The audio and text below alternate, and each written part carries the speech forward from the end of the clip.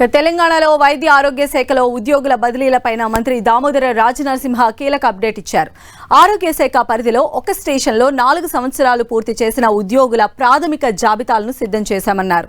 అన్ని ఆరోగ్య శాఖ హెచ్ఓడిలోని వివిధ క్యాడర్లలో స్పష్టమైన ఖాళీలను గుర్తించామని, వాటికి అనుగుణంగా ఆన్లైన్ ద్వారా ఉద్యోగులు దరఖాస్తు చేసుకోవాలన్నారు. కేవలం ఆన్లైన్ పోర్టళ్ల ద్వారా మాత్రమే ఉద్యోగుల ఫిర్యాదులు, అభ్యర్థనలను సమర్పించాలన్నారు. ఆఫ్లైన్ ద్వారా ఎలాంటి అవకాశం లేదన్నారు. బదిలీల విషయంలో గడువు పొడిగింపు ఉండదన్నారు.